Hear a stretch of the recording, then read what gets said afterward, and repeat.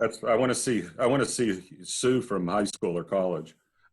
Oh my God, it would be hilarious. She could never put hers on. I didn't do mine either, but a lot of people did. But yeah.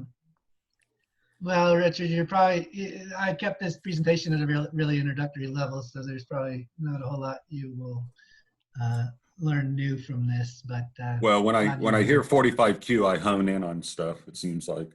No, we are real dialed in on this now. It's we're getting down into the calculating the real project kind of economic stuff now. So it's definitely changed the way people approach project development. Well, I stand interested. So. Good. Yeah. Well, I probably I don't know how much insight I have beyond what you've heard, but it is frothy right now. Yeah. Okay, Tip. We have 35 people joined us. I think we can go ahead and start. With your permission, actually, we would like to record the meeting and share with audiences and people who missed the talk. Is it okay with you? Just fine. Okay, good. Good morning, everyone, or I don't know, I mean, depends on your location, good afternoon or good evening. Welcome to the 23rd P.A.S.S talk from Petrolern at Home seminar series. I'm Hamid Saroush, the CEO of Petrolern LLC, and I'm pleased to introduce our today's expert speaker, Dr. Tim Meckel. So this is going to be our last June talk, and our July program will start next week, Tuesday, by an interesting talk from Professor Jim Underschulz from Queensland, Australia, and he's going to talk about hydrogeology. So we will announce the exact topic actually this week. We have lined up 6 exciting talks for July. And the bad news is that July is going to be our last month for the P.A.S.S program. We might have like ad hoc talks in future, but we won't continue this program as like the continuous talks every week. So I would like to appreciate all the experts that contributed to this program, share their knowledge and time with us, and also all the participants from all around the world who participated and attended the talks. So as I said, the next seminar would be on 7th of July. But I'm trying to actually find the topics for you. So the topic that will be presented by Professor Underschulz would be hydrocarbon pressure, free water levels, gas water contacts, and how they link to capillary pressure. Why should I care? So it's a long title, but it seems to be very interesting. So before introducing Tip, I would like to ask everyone to mute the microphones and turn off cameras for the best quality. If you have any question, please use the chat box to write your question. Tip will kindly answer as many questions as possible at the end of the session. For any reason, if you get disconnected, the meeting is recorded and will be shared on our website at www.petrolern.com. So Dr. Tip Meckel is a senior research scientist investigating geologic carbon storage for the Bureau of Economic Geology at the University of Texas at Austin. During his 15 years with Gulf Coast Carbon Center at the Bureau, he has led research focusing on geologic characterization, structural geology, monitoring design, and pressure evaluation for CO2 injection. He has been directly involved with many large-scale field demonstration projects funded through the Department of Energy or National Energy Technology Lab, regional carbon sequestration partnerships. After early exposure during the Ferrio test east of Houston in 2006, He co-directed the research program for the C-Corp CO2 EOR demonstration project in Cranfield, Mississippi, and currently leads the research initiative to identify offshore sequestration potential in the Gulf of Mexico, with focus on capacity assessment and high-resolution 3D marine seismic monitoring technologies. Dr. Meckel works closely with offshore CCS developments in Japan and the North Sea. He was a contributor to the 2019 National Petroleum Council study on CCUS and participated in the formation of the Society of Petroleum Engineers Storage Resource Management System. Since 2008, he has been principal investigator or co-investigator on 16 CCS grants totaling over $70 million. Dr. Meckel got his PhD from University of Austin, and he's going to present managing industrial CO2 emissions with CCUS and 45Q tax credits. With that said, I want to pass it to Tip. And I'm looking forward for this interesting talk, Tip. Thank you. Okay. Well, thank you, Ahmed, for the invitation to present for your Petrolern series. And I have been working in this space for quite some time, about 15 years, and I've seen CCS kind of wax and wane through time. The last time it was about this busy was back in 2009. Now we have, that was about when these first tax credits were introduced, but they've recently been enhanced, and so we've seen a real increase in interest in this topic recently, both from a project development standpoint involving 45Q tax credits, which I'll explain towards the end of this presentation.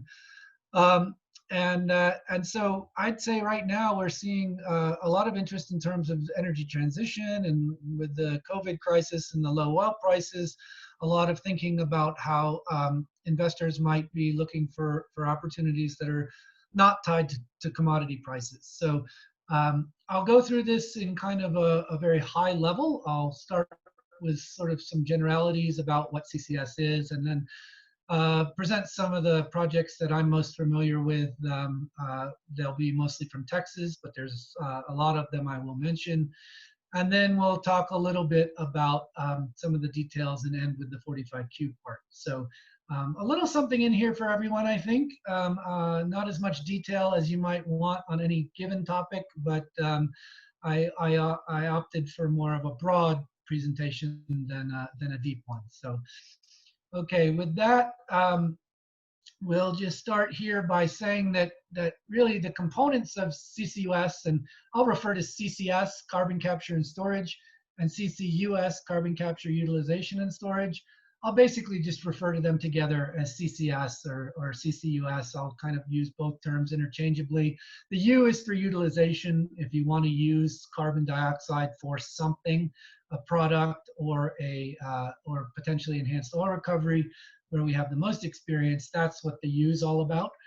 So we'll talk a little bit about that. But basically, what this business is going to kind of rapidly evolving, as I mentioned, but what it's basically going to entail are these emitters, the CO2 sources, some sort of service and technology providers that bring capture technology to those emitters.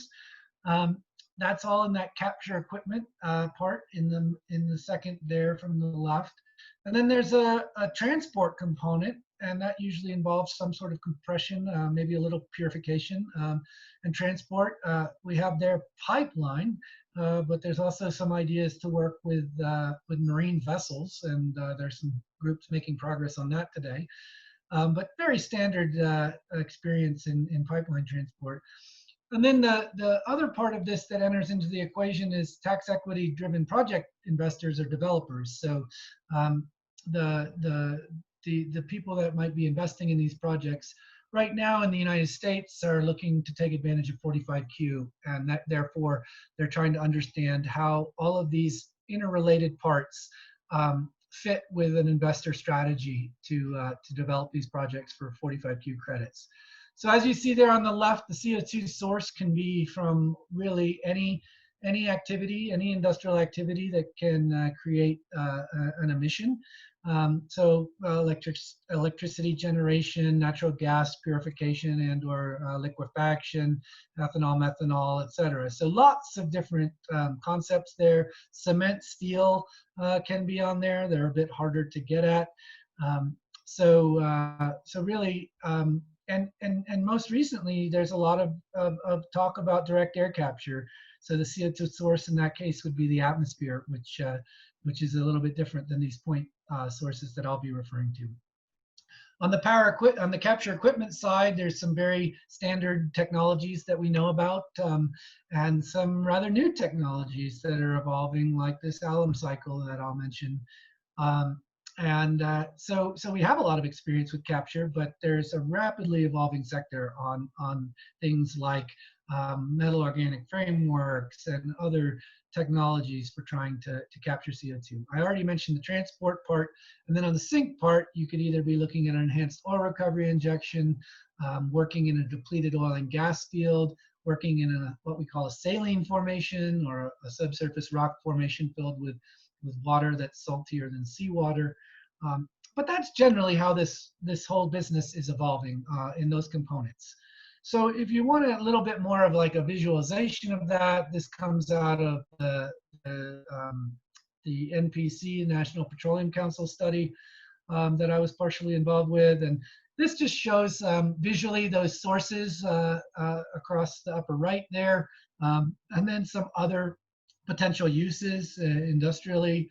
It includes some bio types of carbon-based fuels, biogas or biomass, things like that.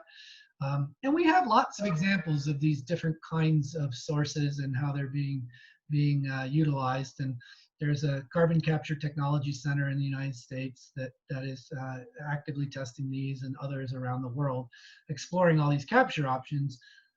And then what you see there in the subsurface is potential for putting CO2 into the deep subsurface. And I think the key part of that is deep. So we're talking about things that are generally greater than 3,000 feet deep, greater than a kilometer.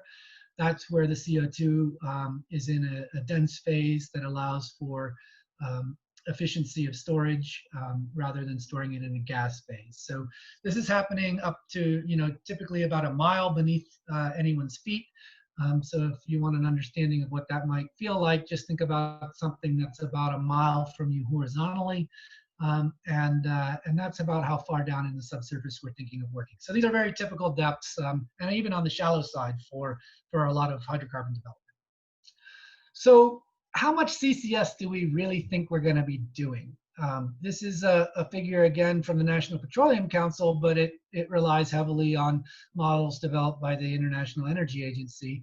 And there are lots of versions of this diagram out there, so no single one is, quote, right, but they're all typically showing very similar kinds of ideas. What you see on the left, the horizontal scale is year, and the vertical scale is billions of tons of CO2 emissions, or what I'll refer to as gigatons. So the black line is historically the increase of emissions through time, showing surpassing 30 gigatons a year. And then you can see that there's ideas about going forward, how we might basically reduce those emissions through various means. And those are the color wedges. So this started with Sokolow's color wedges, if you're familiar with that work.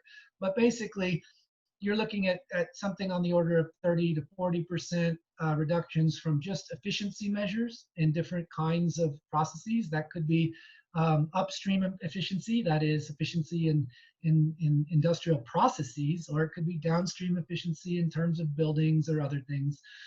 It's a big one. Everyone recognizes efficiency as being very important. And then you'll see renewables also claims a very large wedge through time.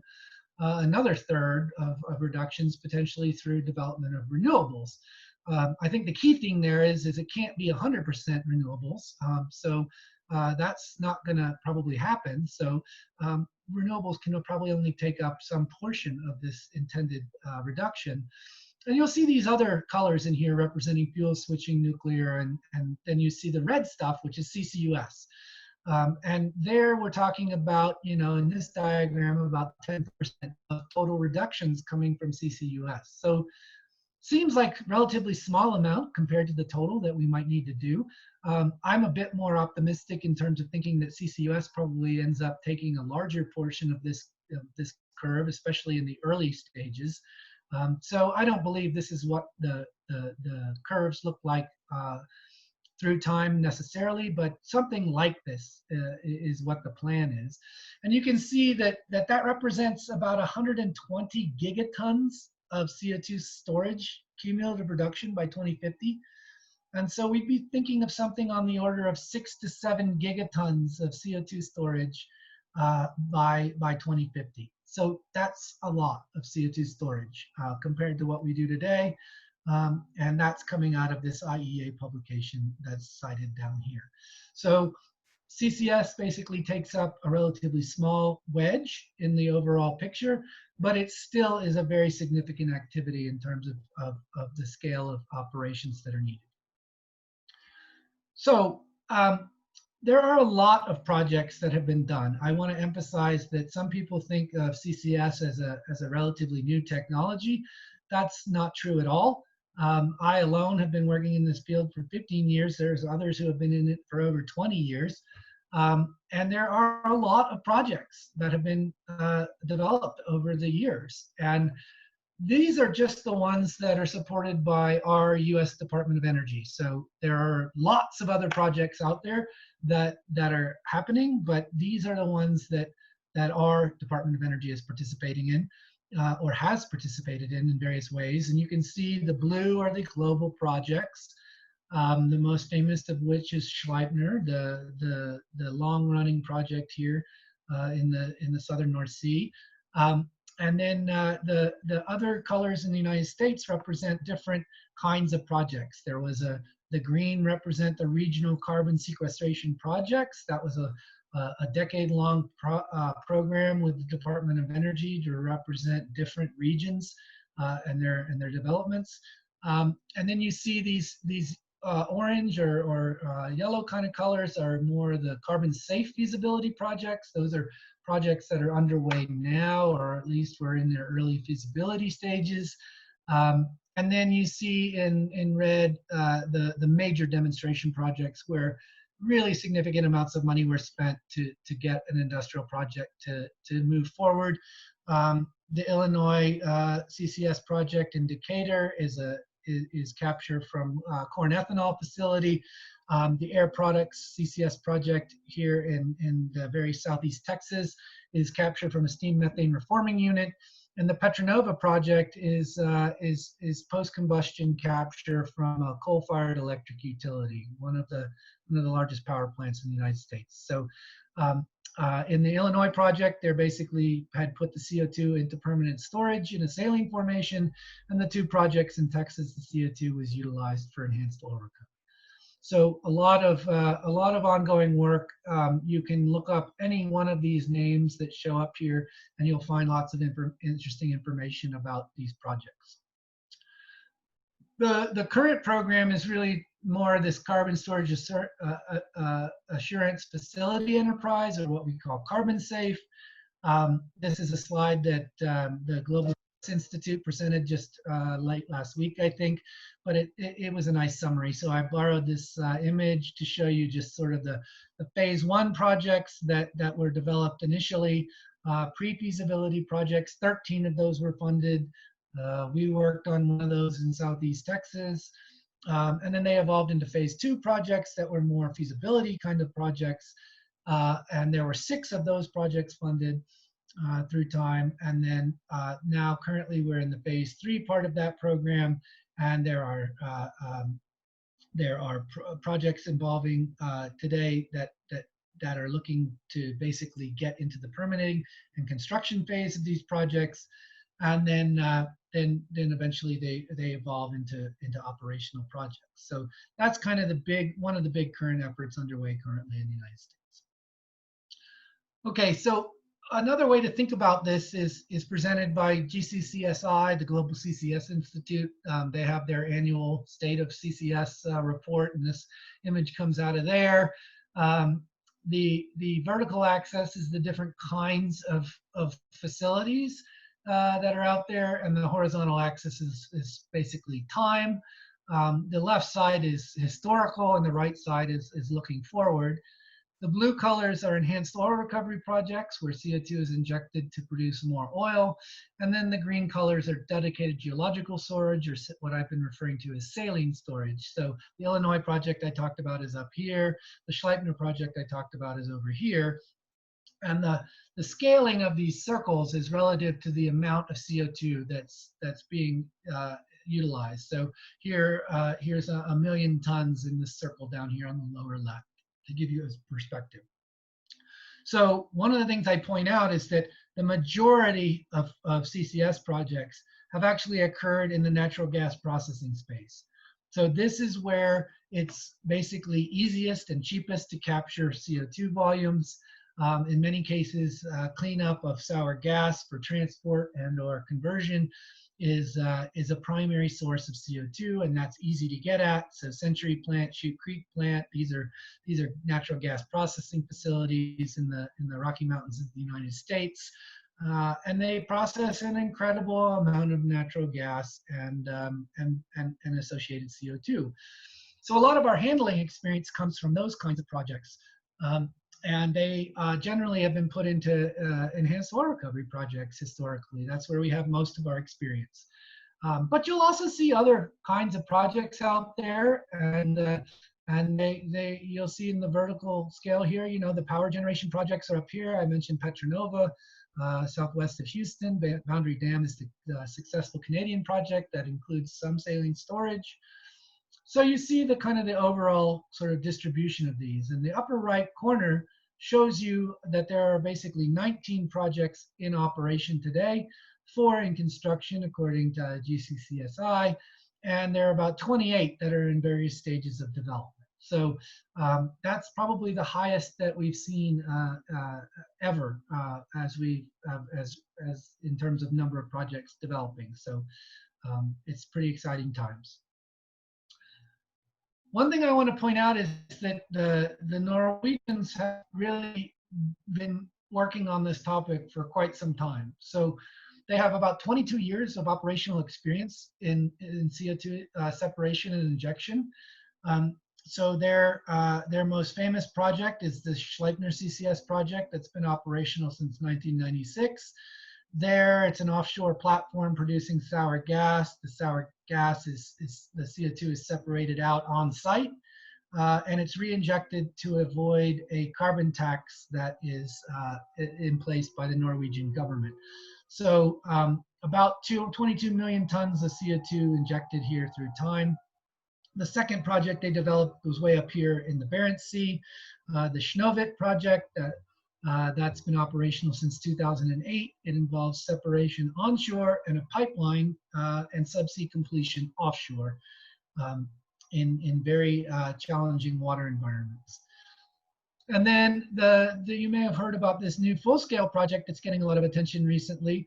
This involves a full chain of project development from capture to transport to an onshore containing location, and then pipeline transport offshore to an injection site. So we refer to this as the Northern Lights project, and the capture is coming from a cement plant and a waste-to-energy plant, so some non-traditional energy sources being used as the CO2 capture facilities. But I want to point out that a lot of operational experience exists within Equinor and their partners at Shell and Total at the Northern Lights project. So I am a geologist, so I don't talk typically very much about carbon capture. That's my colleague's job over in chemical engineering. But I saw this this graphic a while ago, and so modified it a little bit to show the different kinds of capture that can happen. So absorption includes amines, which we have lots of experience with. Other kinds of things like carbonates and ammonia and hydroxides are in there. We have our adsorptions. I mentioned the metal organic frameworks as being an interesting field of development right now. these are extremely high surface area metal frameworks, basically, to create reactive surface area. On the membrane side, there's some things out there that are being used, both fibers and micropore style things. There are biologic means to capture CO2, and there are other things that are out there happening too. So I like to say that the chemists are really just getting going on this, aside from some of the traditional things like amines. So I think there's going to be a lot of exciting developments in capture going forward as people explore what different ways they can insert these types of technologies into different industrial processes. Not all CO2 is created equal, and the cost of capturing it is different. So this is just a graph from the International Energy Agency with the estimated CO2 amount available for capture in the United States on the horizontal axis in millions of tons, and the price that it might cost per ton to capture that CO2 on the vertical axis.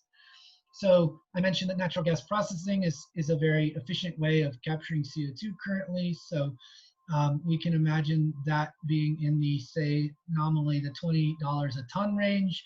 And that's actually where the tax credit in the United States has been since about 2018. So this has generated a lot of activity in these sectors that relate to tax credits about this price. The upper gray bars is where the tax credit is heading out towards 2025. So you can see that the different processes here in the red line, you get into the ammonias, the ethanols, you work your way up into hydrogen production. And so other technologies will become interesting for CCS tax credit investment projects in the next 5 years or so, as the amount of the tax credit increases through time. And again, I'll present the tax credit information towards the end of the presentation.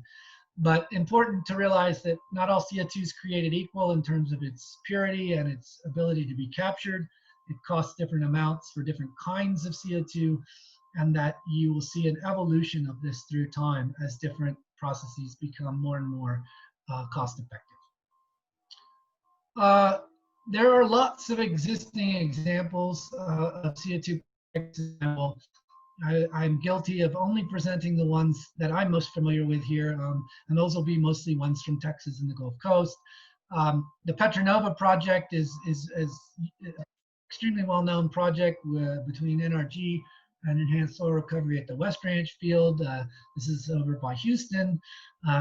And it's a post-combustion project from coal-fired electric utility, Powder River Basin coal being used to generate electricity, and CO2 capture being done at that facility.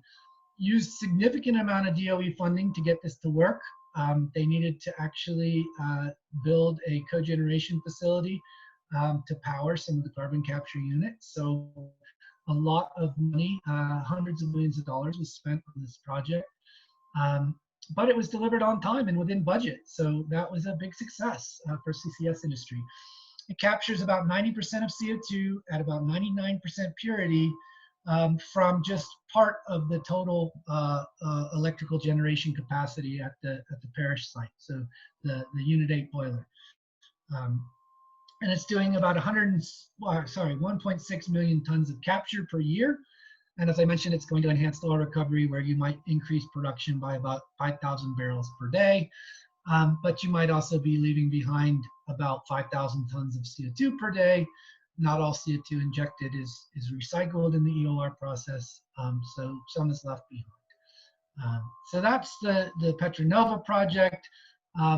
We also have in very southeast Texas the Air Products separation facility at a steam methane reformer. So this is natural gas being converted to hydrogen, and they retrofitted 2 existing SMRs to, again, using a lot of DOE funding in this particular project to get this to work. They had to build a little spur pipeline to get it into a regional CO2 pipeline.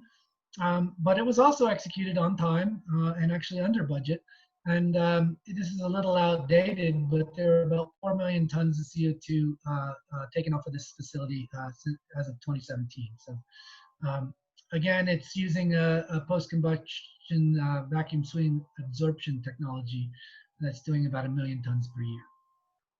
Again, some cogen needed to help run the SMRs. And then this is a project that takes place in La Porte, which is just southeast of Houston. And it is a novel deployment of a zero-emission gas-fired electric demonstration. So it exists on the ground. It's a 50 megawatt demo plant that achieved first fire back in 2018. What's interesting about this facility is that it uses CO2 as the working fluid in the turbine. So it's recycling a lot of CO2, as is illustrated in this diagram that I borrowed from ClearPath.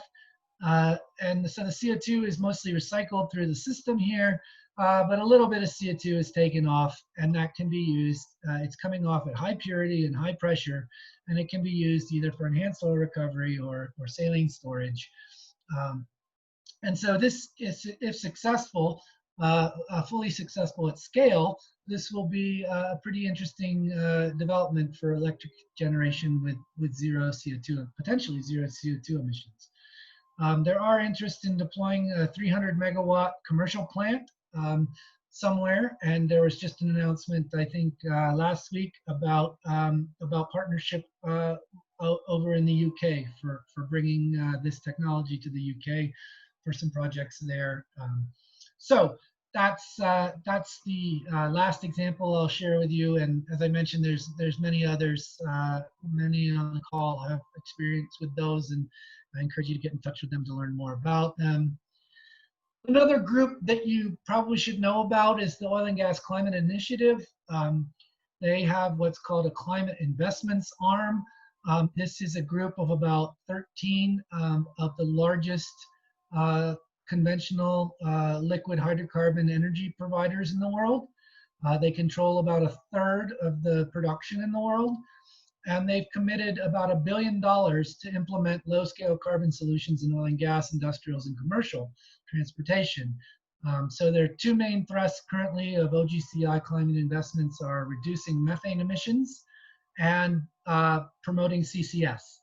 So I don't have anything on the methane emissions here because I want to focus on the 4 projects that have recently been announced through OGCI climate investments that relate to CCS. So the top 2 are industrial sources and saline storage. So the Teesside Net Zero project in the UK and the Wabash Valley project in Indiana in the United States are both going to use saline storage as their ultimate reservoir for CO2. And then the other 2 that have been recently announced are the Elk Hills project in California in the United States, and then Starwood Group. You may recognize the name from the hotel chain Starwood, but Starwood Group, their power group, has announced a project, although we don't know the location of it yet. But these are gas-fired power projects that include enhanced oil recovery components as they've been described to date. So 4 new projects capturing about 9 million tons of CO2 a year invested by OGCI Climate Investments. So I want to tell you a little bit about the National Petroleum Council study that was released in late 2019 to the Energy Secretary in the United States. This is a very substantial effort to capture the state of knowledge of CCS and also make some recommendations about large-scale storage and enhanced oil recovery. I was on an EOR subgroup for this writing of this document and also participated in the roadmap deployment team. This website at the bottom leads you to a kind of an executive summary and or the rest of the report, which is extremely long, but very comprehensive and represents a very significant communication from the National Petroleum Council to the Department of Energy about how they imagine CCS being deployed going forward. So one graph I really like from the MPC study is shown here. Across the horizontal axis is the different sort of sectors that relate to CCS. So the capture side, the compression and transport side, the utilization part, the saline storage part, and the enhanced oil recovery part from left to right. And then vertically, these are the technology readiness levels, or TRLs we call them, with the low TRLs, like 1 and 2, representing very basic research, and the very high levels of TRL, like 7, 8, and 9, representing essentially active deployment and commercialized activity. So what I like about this diagram is it shows you that throughout the various components of the CCUS industry, we have examples of very low TRL things happening and very high TRL things happening.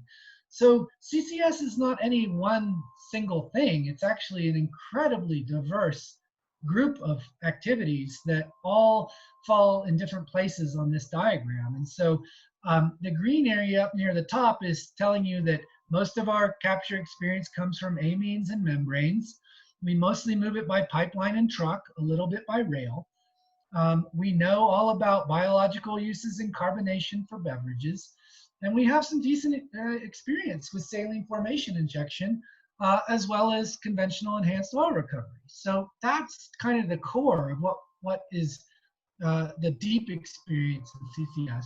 And then if you go down at the bottom and into the diagram or anywhere else in here, you'll see different ranges of technology readiness. I mentioned the alum cycle here. There's fuel cells. That's a very exciting area right now. Direct air capture is kind of all over. It's from very basic research to development and demonstration. So if you think that there's not a lot of diversity in CCS, remember this diagram, because it's telling you that it's evolving in different ways in different areas continuously, presenting a very exciting research and business development environment. Another diagram I really like, and probably the one that's shown the most from the MPC study, is shown here. The horizontal axis is the amount of CO2 that can be captured at a given cost, with the cost being on the vertical axis. So the different colors really represent the different kinds of phases that the NPC imagines developing. So this deepest blue representing an activation phase where the cost is less than about $50 a ton equivalent for CO2. Those are the gas processing facilities and the things I talked about in here. And right now, this is about as much CCS as we're doing, this dashed line. But you can see that there's a steep curve upwards towards about $90, which would be kind of an expansion phase of CO2 that would happen over the next decade, according to NPC. With an increase in price, you would see an increase in the amount of CO2 captured, and you might be upwards of 100 to 125 million tons of CO2 captured per year in these kinds of price ranges. And then you can see the curve kind of flattens out through this at-scale deployment phase, where you could actually get at a lot of CO2 for small incremental values, and upwards of about 500 million tons of CO2 could be captured. But as you remember, we're eventually, CCS is trying to capture, 6 to 7 gigatons per year. That's like way out over here on the lower right. So this is just what's probably possible through the scenarios that the NPC evaluated. It was an economic study. So you see some assumptions in the upper right about the costs, and I refer you to the study if you want to understand this curve better. But the economic model that was developed by Gaffney Klein is available. You can download it. You can actually play with these numbers up here and think about how projects might develop in a traditional sense. Okay, so CO2 enhanced oil recovery. I'm not going to talk a lot about this because we have 50 years of experience with this in the United States. It's not as well known internationally, but they started injecting natural CO2 into the oil reservoirs of the Permian Basin in West Texas about the time I was born. And they've been doing it ever since, and it's been incredibly successful. So the diagram here is from GCCSI. It's a really nice illustration of how that CO2 gets injected, it moves through the reservoir, dissolves into the oil, creates additional mobility. The oil and CO2 are moved up the well, CO2 is separated back out, and then it's put back into the reservoir with additional purchased CO2 that's coming in. So the process is extremely well known, and it's quite effective. We do know that CO2 is left behind. The retention of CO2 is demonstrable in these projects. I just included some of the utilization ratios that we think about, 4 to 7 MCF per stock tank barrel potentially. So maybe something on the order of 300,000 tons or 0.3 million tons of CO2 stored per million barrels of oil produced. Don't hold me to those as correct for any given setting, but those are, I think I asked Dr. Lake in our petroleum engineering department for some of this information. And so back in a rosier time, say 2016, when we were doing lots and lots of EOR because the price of oil was higher, we might have been producing about 350,000 barrels of oil from enhanced oil recovery using CO2. And that would potentially equate to about 40 million tons of CO2 being stored annually through those processes. So significant storage associated with that. I will say that these are very high CapEx projects. The capital expenditures to develop these projects are very high, and the profit is tied to the oil price, which can make it kind of challenging, especially today. But these projects, because of the incidental storage, do qualify for 45Q tax credits. So we can talk a little bit more about that later. But that's really all I wanted to say about CO2 EOR. Very mature, lots of knowledge known, handling experience, all of it well understood. Another thing that I participated in that I think is useful to communicate to an audience is that the Society of Petroleum Engineers spent some time developing what they call the Storage Resource Management System, SRMS. So this is very, very similar to the Petroleum Resource Management System. Some of you might be familiar with. I don't know how many use it, but it's essentially the goals of the SRMS are extremely similar. They're supposed to provide some sort of uniformity and clarity and familiarity with how to quantify CO2 storage in the subsurface. I sort of think about this as bankable storage. That is, it's a methodology that is defensible for investment strategy. So I think that this is the way that you basically, one way anyway, to define what a storage capacity is from an investor's perspective. The SRMS exists. You can download it from this website here, or just Google SPE SRMS and you will find your way to it. And the document is there, and the guidelines are currently being drafted. They're in a very advanced stage with review. And they should be released, I think, pretty soon. And then there's intended to be some training workshops on how to implement the storage resource management system, similar to the guidelines and training that are related to the petroleum resource management system. So a good resource to know about. It looks like this. If you're familiar with resource, resource evaluation in liquid hydrocarbons, you know that it's going to parallel that very similarly. We have things in blue down here, which are prospective storage resources. These are basically undiscovered kinds of things. And the horizontal range here is just representing the uncertainty in our knowledge about those resources, with high certainty being represented over here in like a 3U scenario on the right, and low certainty being shown over here with like a 1U. And so as you move upward in the diagram, you move into discovered storage resources, and these can be sub-commercial, like in gray here, which would be something we might name contingent storage resources. And so you might hear about something being defined as a 2C resource. That would be referring to this kind of a P50 for contingent storage resource. So as we move up in the commerciality of these developments, we get into the green colors, and these are commercial storage opportunities. So we might have proved, probable, and possible. So you may be familiar with those terms from petroleum resources. the same thing is happening analogously here before. So,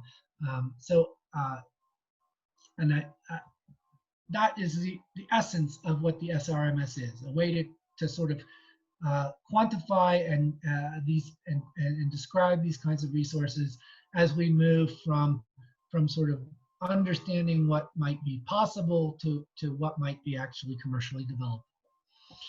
To give you a more sort of, detailed example of that, this is just how we think about this in terms of projects we work on in the Gulf of Mexico basin.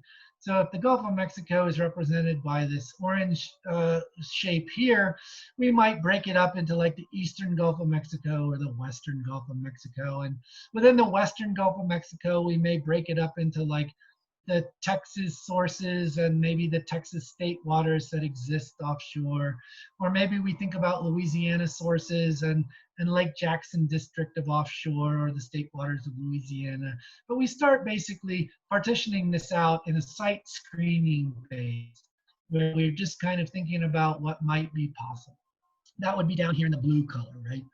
And then as we move to the right on this diagram, we're moving up in the SRMS diagram to the gray colors, where we're talking about things like site selection and then site characterization, where we go from sort of what we think would be contingent resources. These are things that we think are actually probably development.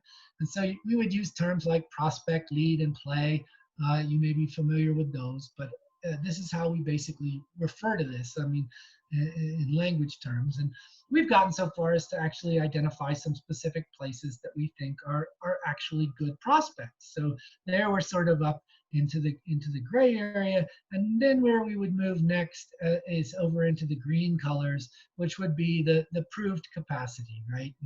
We'd start quantifying that in a way that we thought was ready for permitting and commercial development. So that's the concept. It's very similar to the quantifying oil and gas resources, but it has a few different.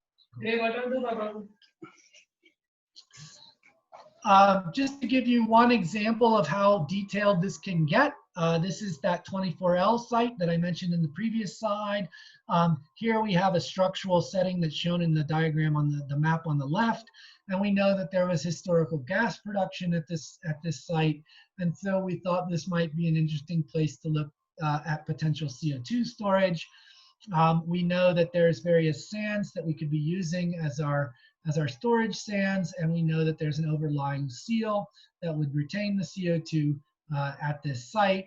And so we've developed a reservoir model of this thick net sand interval here, shown over here on the right. And then we've zoomed in on this area in the pink outline to show where the historical gas accumulation was. And then we've essentially done static volumetric calculations to understand what we think the is here. And I don't want to get into the details here, but this efficiency factor here is something that will come up if you get involved with CCS. It's a fairly contentious term that people assign a different percentage of pore space accessibility for CO2 storage. Here I've been pretty optimistic with a high side of about 24%. But you can see that the kinds of storage that you might get are in the order of like tens of millions of tons, potentially into the hundreds of millions of tons, for a thick stratigraphic interval over a fairly large area at this particular site. If you were to look at one single sand that's shown here in the bottom of the log, this is called the HC sand. It was a prolific gas producer. If you do the numbers on that, you get sort of the 5 to 20 megaton storage in this sort of a sand. So this should give you an idea of where that SRMS can go in terms of quantification, but you need to do some simulation in addition to this to prove up your site. Another way we think about this is by converting our gas experience to CCS.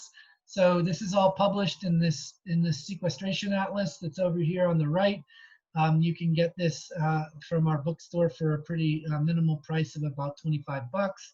It's a very dense, large format document that goes through all sorts of aspects of CCS. And I'm just highlighting one part of it over here on the left, where we take essentially the original gas in place that was in a particular reservoir, and we imagine what it might be in terms of a mass of CO2 in that same saturated footprint and thickness.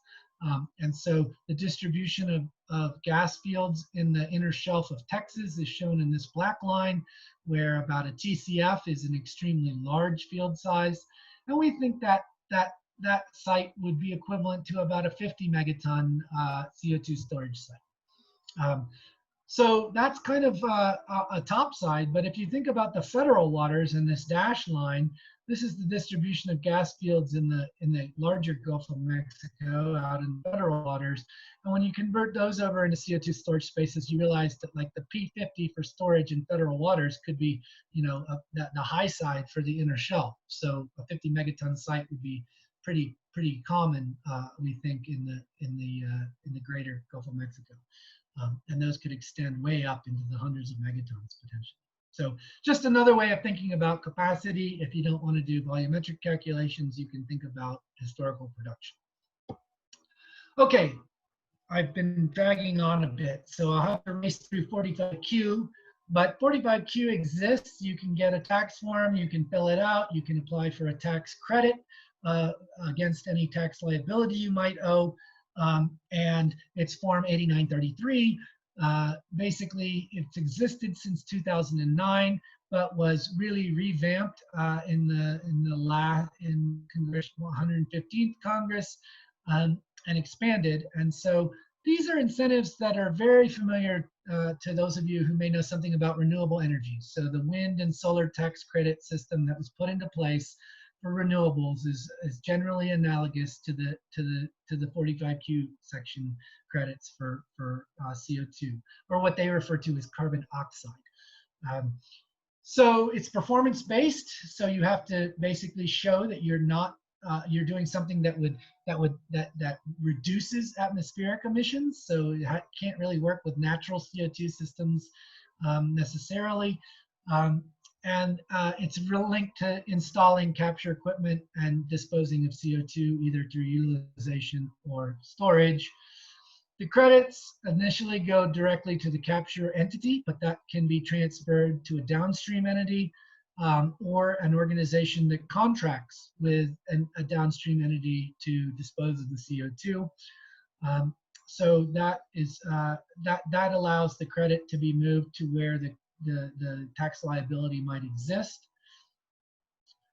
A little bit more, currently you have to commence construction before January 1st of 2024. Actually this week, there is a bill being considered in the House that would extend this either 2 years or quite a while, 10 years or something. So this is actually a topic of active development. But you can claim credit for 12 years from the start of project, which has been defined now by the IRS. You can actually read a document that helps you understand what starting a project means from a tax liability standpoint.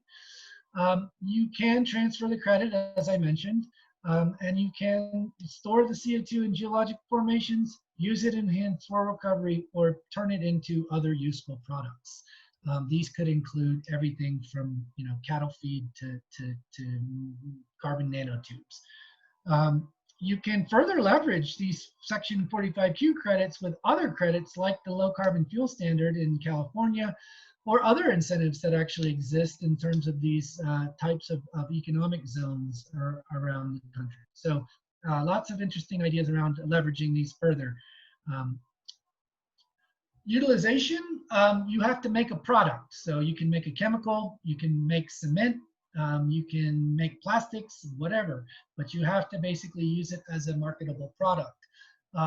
Storage, you're talking about what's left behind in enhanced oil recovery or in saline formations.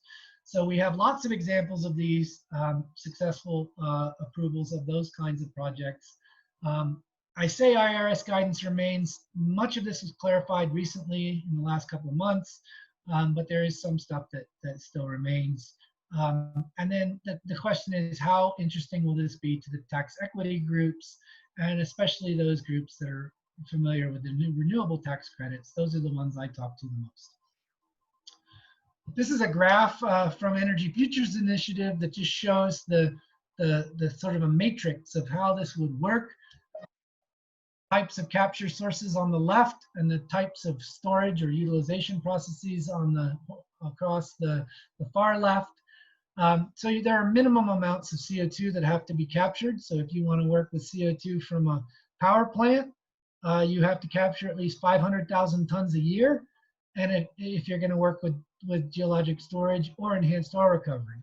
If you want to make products out of that CO2, you only have to capture 25,000 tons per year.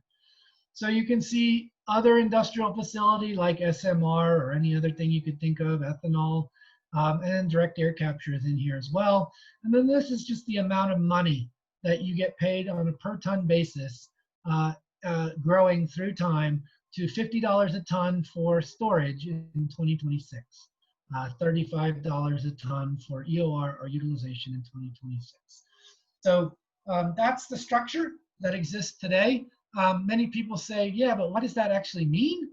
So I just put together this quick spreadsheet to show that doing utilization or storage, what that might really mean. So pretend you start your project next year in 2021 and you start injecting CO2 and you claim the credit until 2032, let's say in this case.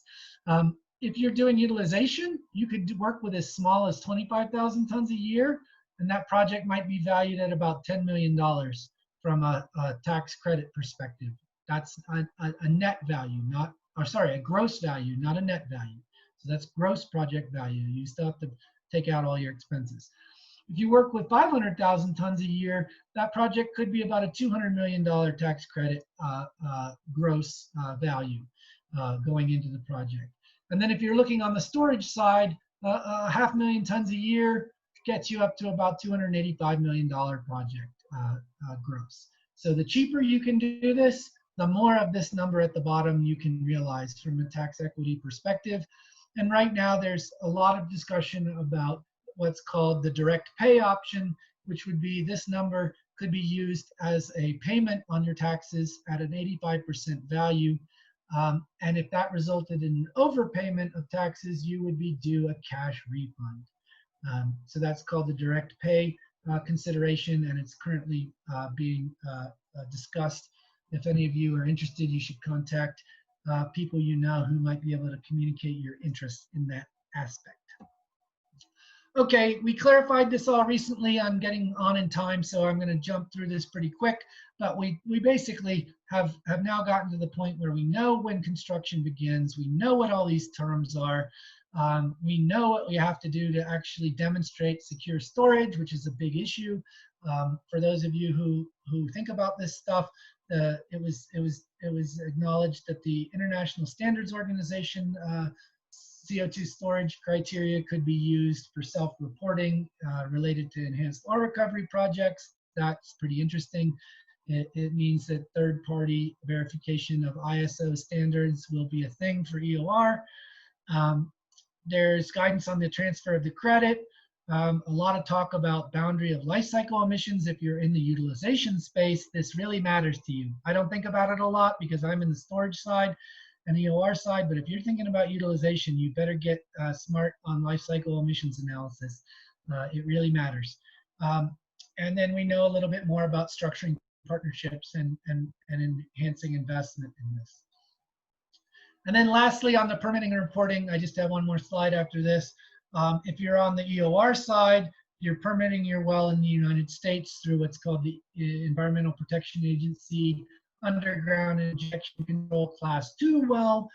And then if you want to claim 45Q credits, you need to report your information under subpart RR of the greenhouse gas reporting requirements. If you're over on the saline storage side, you wouldn't be doing this unless you wanted to claim credits. So you'd be getting your well permit through a different permitting process, a class 6 well. You would be claiming 45Q, so you would also be reporting under subpart RR. And there are lots of other people who know a lot more about this than I do. And so I'll leave it at that. Again, this is something you can download and read if you're interested. Finally, on the monitoring, you're required to do some monitoring regardless of whether you're doing EOR or saline storage. And this is just some suggestions for what monitoring or MRV, sometimes it's referred to, might look like. So you need to evaluate leakage pathways, find out what you expect baselines to be on your monitoring. And again, this is all stuff that I think we know has been deployed for some Class 6 wells in the United States, some Class 2 wells for EOR, but this is generally what you might be required to do. Okay, so I'll end there, and I see that there were quite a few questions as we went along. So for those of you that can stick on, I appreciate your attention. Again, thanks to Hamid and the Petrolern folks for the opportunity here. Hopefully you found something to follow up on and learn a little bit more about. So let's see if I can find the questions, and in the meantime, thank you very much. Thank you very much, Tip. It was indeed an excellent presentation and very informative. And I've got some questions for you. As far as you have time, you can answer the question. And when you have to leave, just let me know and we stop there. Sure. I've got actually very long questions from Asma, and I would like to ask her to unmute herself and ask the question directly from you. Sure. Asma, are you there? Hello, do you hear me? Yes, we do. Okay, perfect. Hello, everyone, and thank you, Tip, for this excellent overview. I have a question, though, about the CO2 storage in fluvial saline aquifers. As we know, actually, these aquifers are known to be very heterogeneous, but these heterogeneities are rarely taken into account into CO2 reservoir models. And also, the available data set is very limited. And this leads actually to wide uncertainties on reservoir characteristics required for CCUS management, like injection location, CO2 plume migration, etc. And I know actually, as far as I know, is that under in such under constrained context, we normally perform stochastic simulations. But my question actually is, the challenge here is to optimize the uncertainty computations by selecting only stochastic models that should have a priori very different flow behaviors. And my question actually is, how do you select these very different models? Well, so this is what I would consider to be one of the core topics that relates to all subsurface reservoir performance, whether you're in production mode or injection mode. The amount of characterization, geologic characterization that is put into those models is of course extremely important. And yes, fluvial reservoirs are particularly complex. We have a great example of that at the Cranfield project in Southwest Mississippi, where we injected into very, very heterogeneous fluvial system, ranging from, gravels to fine sands. So yes, it can be very challenging. You've got the architectural components, you've got the facies elements. What's typically done is, as you mentioned, you put this into some kind of stochastic model, you generate lots of realizations, and then you try and come up with some uncertainties as to what you think the plume footprint might look like. And a lot of this has to do with the endpoint saturations that you assign in the relative permeability curves on your simulator. So pay a lot of attention to that. It probably matters more what you use there than how the heterogeneity is distributed in your stochastic model.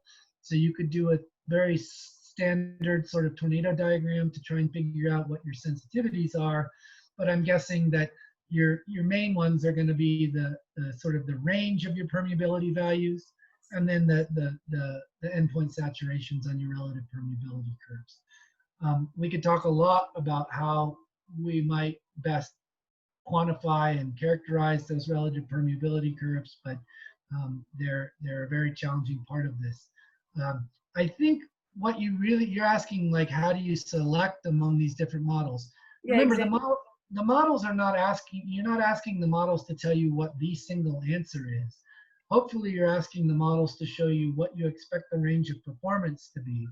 And so like in that SRMS sort of diagram, you have, you know, high uncertainty and low uncertainty bounds. So your P90 and your P10 kind of scenarios. So really the standard kind of procedures apply for CCS. You would generate lots of realizations, look at your distribution, quantify your P10 and P90 and your P50, and think about how well you characterize the reservoir and what that means overall for your CO2 storage. So hopefully, I mean, I don't have a more specific answer for your question than that, except to say that, you know, typically you're right. You're going to be struggling with geologic characterization the same way we always do, transferring properties that we know to exist from the lab or otherwise at small scales into large-scale reservoir blocks in the simulator, and then trying to understand what the distribution might be. I would just add one additional caution, and that is in reservoir production scenarios, especially if you have injectors and producers, the pressure gradients that are existing in the reservoir are generally quite high, the gradient of the pressure from high to low. And that's what's driving Darcy flow. And that's why those simulators generally predict enough of, enough oil or to be economic, right? But in CO2 storage, where you might not have a production well, at some point the pressure gradient, at some point away from the well, the pressure gradient will be so low that the flow regime will change from a viscous dominated flow to a more capillary or buoyancy dominated flow. And in a CO2 project that lasts for 10 or 15 years, the majority of your storage domain, the flow regime might actually not be in the viscous flow regime. So I caution those who work with traditional reservoir simulators to think hard about the actual flow physics that are being represented in the saturations that result. Thank you, Tip. Yeah, Thank you. thank you, Tips.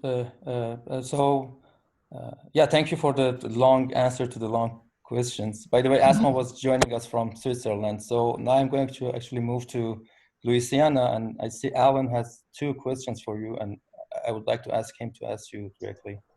Hey, Tip, this was a great talk. In the interest of time, I just want to ask one. The other's just basic education for me so that we don't need to do that one publicly. Have there been many or any occurrences of induced seismicity caused by injection of the CO2? So with all subsurface injection, we know that induced seismicity can be an issue in certain settings. So we know this from wastewater injection experience. And we know this can vary from being totally uninteresting to extremely important. And I say that because like in the Gulf Coast, where we inject a lot of wastewater into Cenozoic stratigraphy, we've injected billions of barrels of fluid over the last decades, and you've never heard about one induced seismicity event probably in the Gulf Coast. But if you get into other types of geologic settings, particularly Mesozoic or even Paleozoic rocks, you could be getting into much different scenarios where overpressure begins to be your limiting factor. I think that I know for a fact that there's great information on this topic from the Decatur project in Illinois. So I encourage you to get in touch with the folks there to learn more. Sally Greenberg, etc. They'll help you understand what they observed in terms of microseismicity. There was quite a bit of it. It tended to be in the very low microseismic range, the negatives. So nothing felt at surface. But it also tended to occur deeper in the stratigraphy than was expected. In particular in the basement rocks in that scenario. They were injecting into the basal Cambrian sandstones, and they were getting some seismicity mapped down into the Precambrian rocks. So yes, it can be an issue, but I think there's a lot of experience now that suggests that, you know, going in, everybody's expecting to keep the pressures well below frac pressure. So from my perspective, the ultimate capacity of a CO2 reservoir is ultimately really limited by pressure, not by porosity. So that's an important consideration, because when you're doing your reservoir simulation, you want to pay attention to what the local pressures are doing as much as anything else. Thanks. Appreciate it. Thank you. The next question is from Richard. Richard, are you available to ask your question directly? Yes, I'm here. Okay, perfect. Good. Hey, Tip. Excellent job. Very informative. On the actually, it was interesting. I was reviewing the National Petroleum Council study the other day, and I came across that graphic that has the TRL levels. What is the reason for the wide range of variance on some of those technologies like the alum cycle? I mean, that technology I view it as being at a certain TRL range and not a at a certain TRL Not a range. range. Yeah. And the same way with direct air capture. I mean, is it just that different direct air capture technologies are at a higher TRL and some of them are at a lower TRL? You know, Richard, I think that's basically my sense of it too, is that even within something like direct air capture, you have places where it's being deployed, like in the Netherlands, and then you have, I think it's the Netherlands, and then you have others that are trying to develop, you know, new capture aspects to direct air capture. And so even within that one topic, there might be quite a range of what is known for different types of technologies. So I wasn't involved with the group that made this diagram, but I think what they're trying to do visually is to show that they're, you know, they aren't points. They are typically ranges, and it depends what.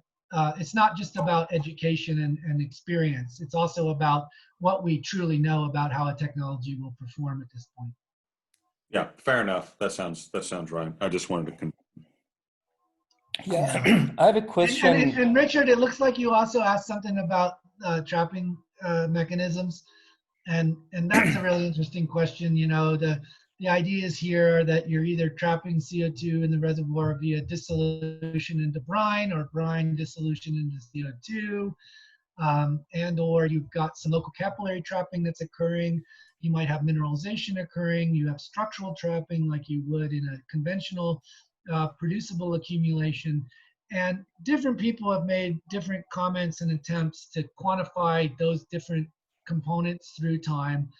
Perhaps the most well-known is Sally Benson's diagram from the original IPCC study.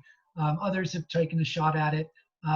I generally am a little bit more sort of conservative on the dissolution and mineralization part of those stories.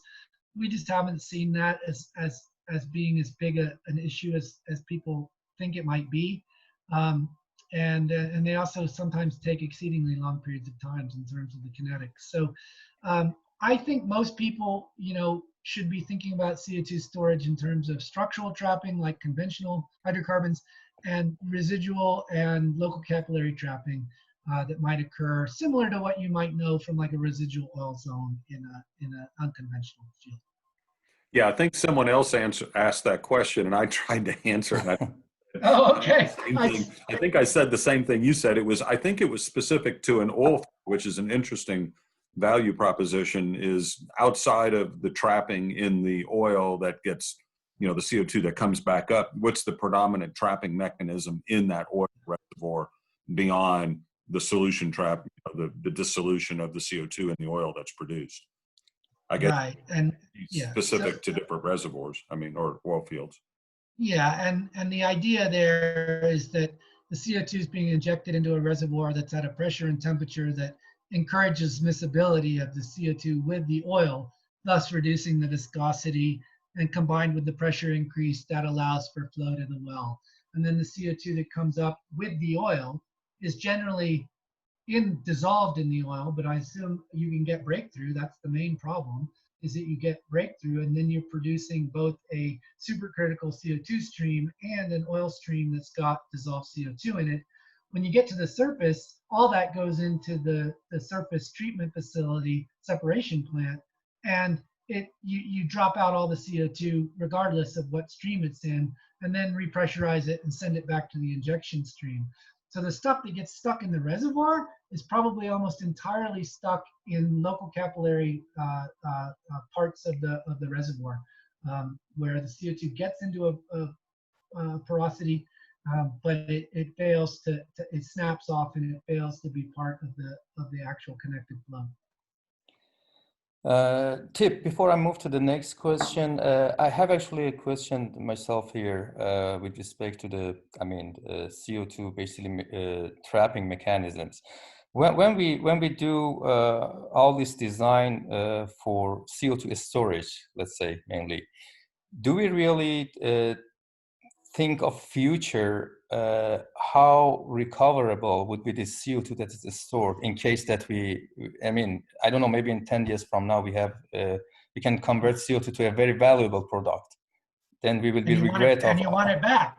Yeah, we want it back. We don't want it lost. You want it back.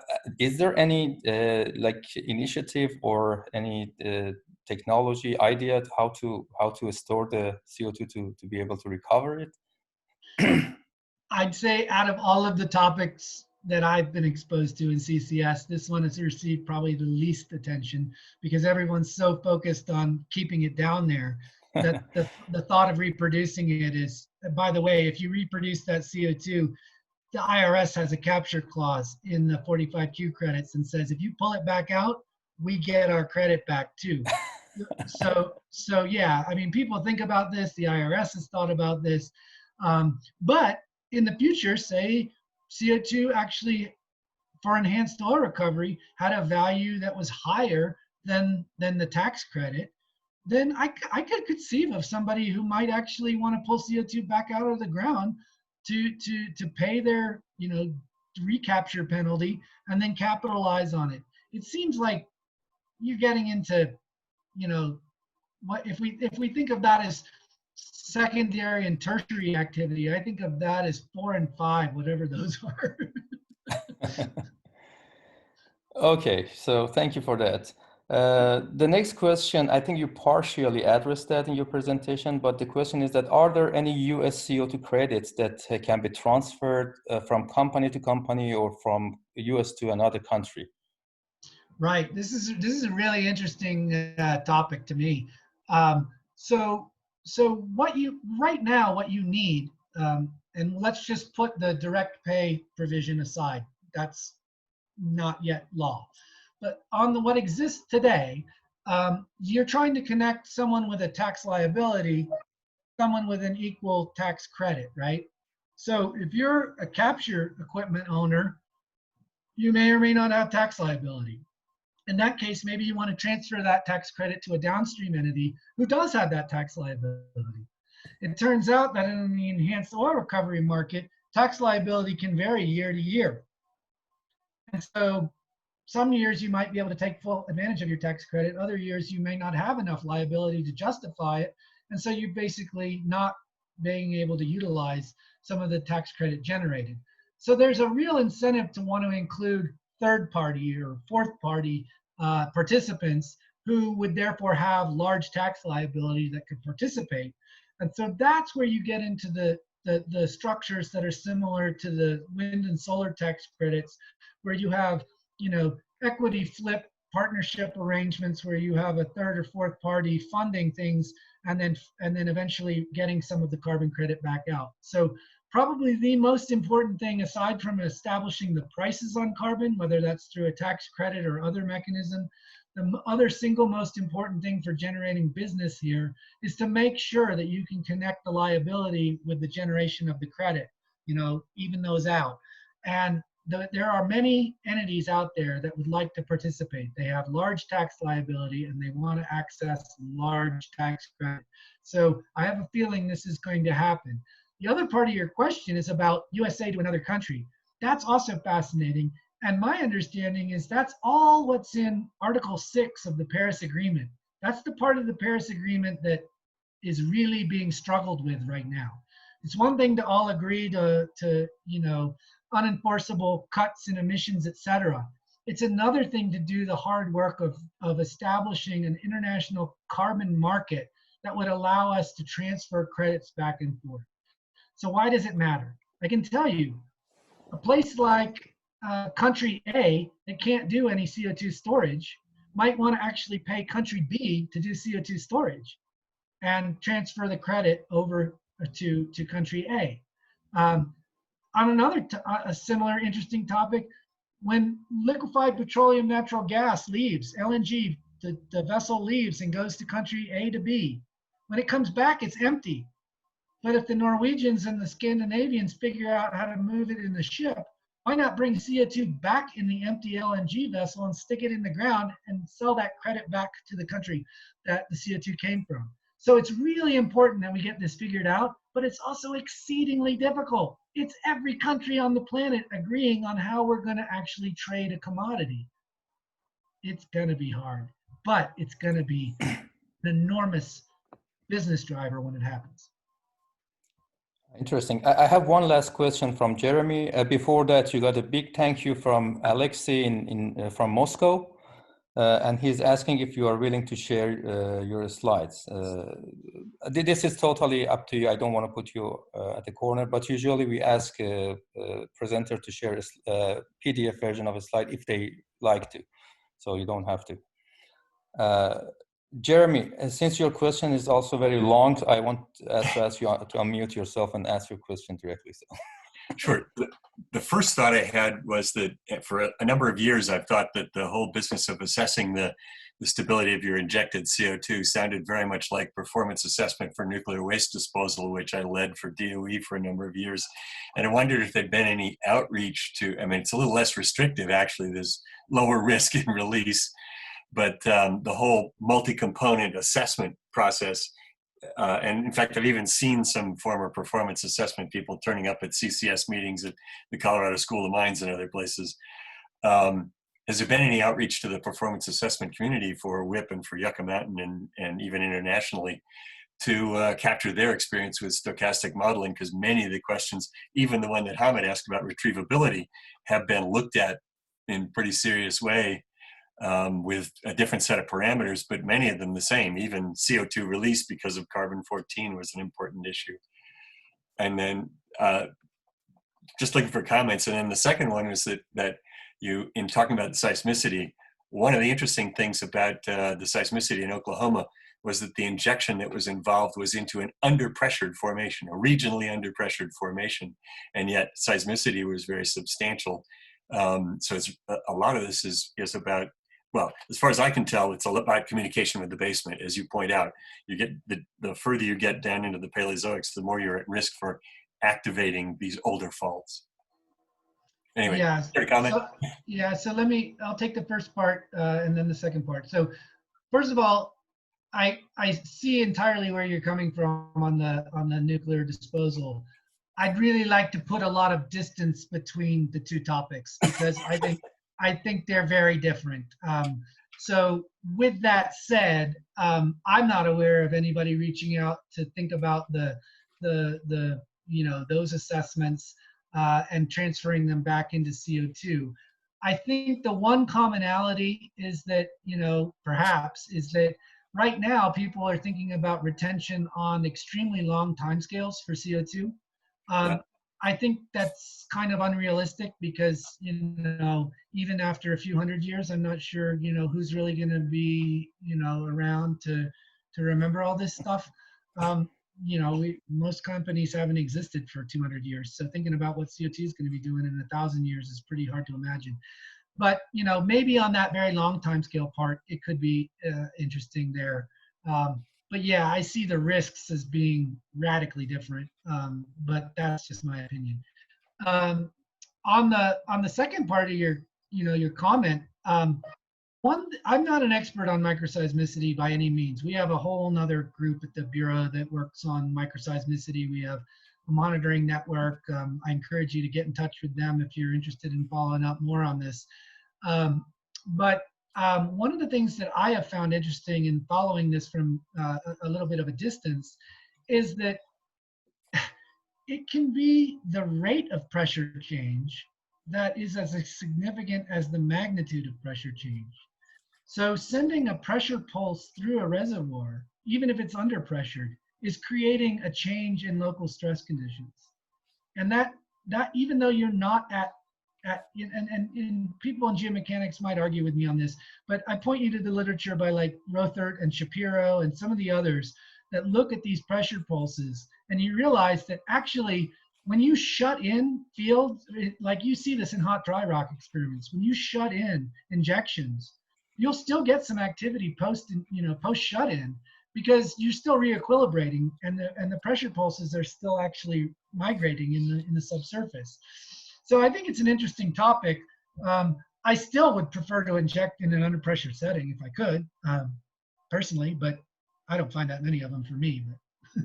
Well, having been the state geologist of Oklahoma for 3 years during the peak of that seismicity, I'm fairly familiar, and I'm also familiar with your colleagues at BEG. I didn't mean to put you on the spot at all, but it's absolutely true. In fact, some of the seismicity models really make it clear that injecting a huge pulse is much more effective than injecting the same volume at a flat level. And the Arbuckle in Oklahoma had been injected in since the 1930s, but when you put it up to 1.5 billion barrels per year, it started being serious. So I think that's something that's going to be important to look for.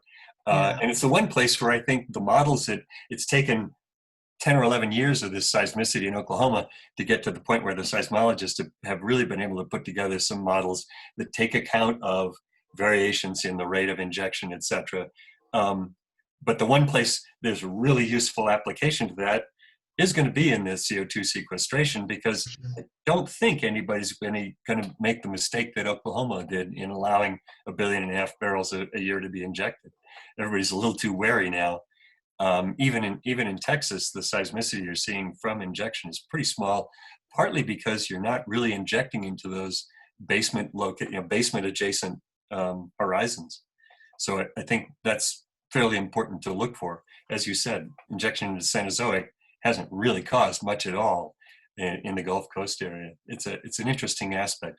I'm still inclined, having worked both as a performance assessment lead in radioactive waste and on a little bit on CO2 sequestration, there may be more parallels than you think. Just the whole idea of stochastic simulation of things was something that was brought to nuclear waste disposal simply because the whole technique of Monte Carlo simulation was developed for neutron transport in nuclear weapons explosions. So cross-disciplinary research is very interesting. Oh yeah, and I think the other parallel currently is a lot of increased interest in geothermal, and even some ideas about CO2 and geothermal, and you know it's all there. But yeah, I think the underlying principle is the same as always in terms of our understanding. CCS taps into all of our fundamental understandings of subsurface performance. It really does. It's not. Yeah.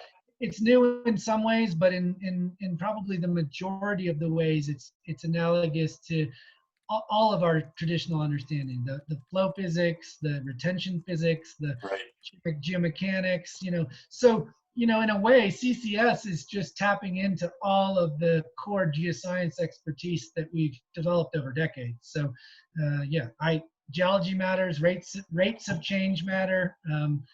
All these things are interesting. Right. We're all hoping that everybody understands that we geologists are still needed.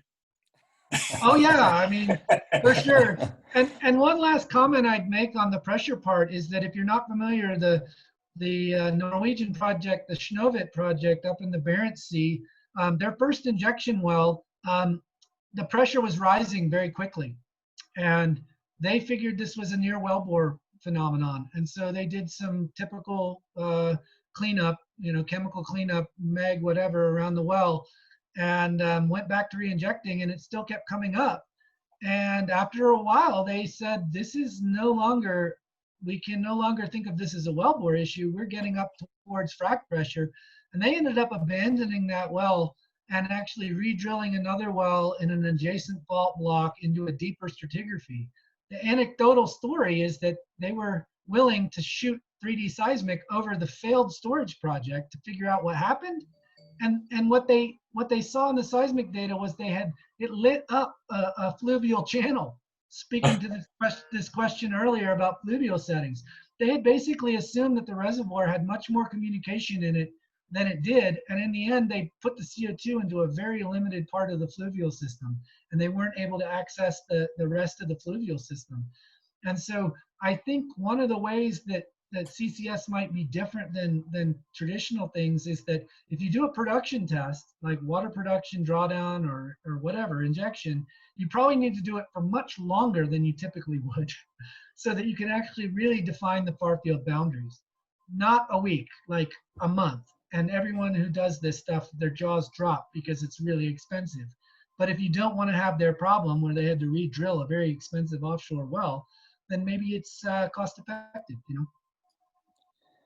Okay, Tip, thank you very much again for the very attractive talk. I'm receiving a lot of good comments on it.